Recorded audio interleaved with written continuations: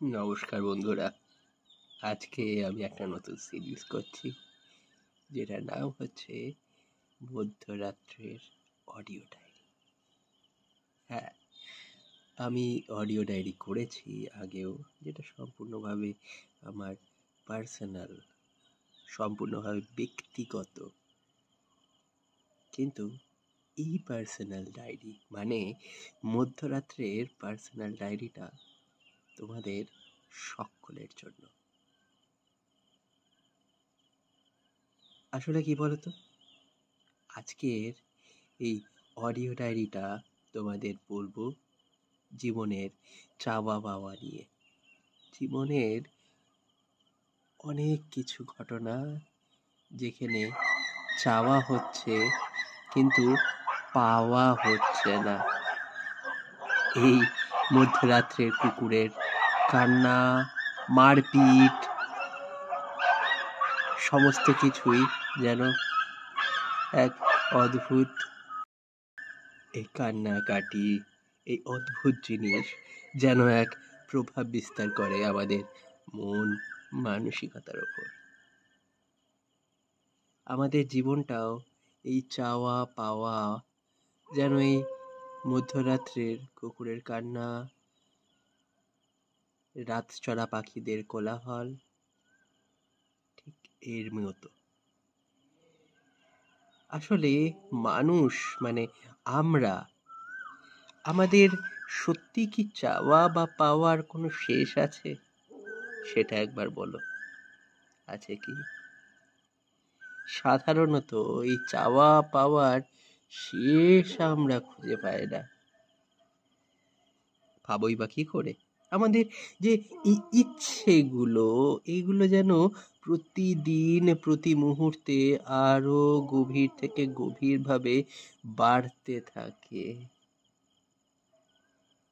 কখনো কি ভেবে দেখেছো, যা আজকে তোমার কাছে খুব প্রয়োজনীয় বা চাওয়ার বিষয় হয়ে উঠছে, কালকে সেটা থাকবে না? হ্যাঁ বন্ধুরা, সেটাই।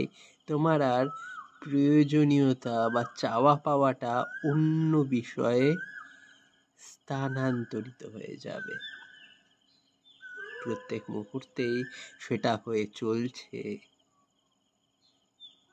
আমরা ভাবি যে অস্তাচলগামী জীবনের মতো আমাদের চাওয়া পাওয়াও মনে হয় ঠিক আছে, শেষ হয়ে যাবে।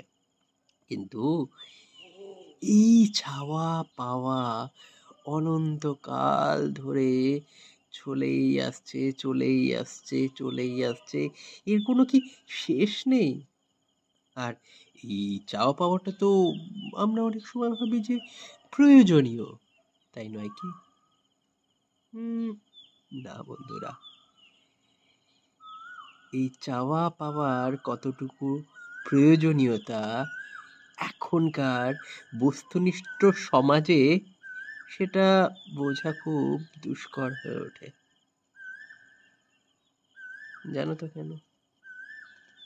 সৃষ্টির আদিম কাল থেকে যদি দেখা যায়, আমরা চাওয়া পাওয়া এই বিষয়টার ওপরই এত পরিমাণে জোর দিচ্ছি প্রতিনিয়ত, যে আমরা কোথায় হারিয়ে যাচ্ছি।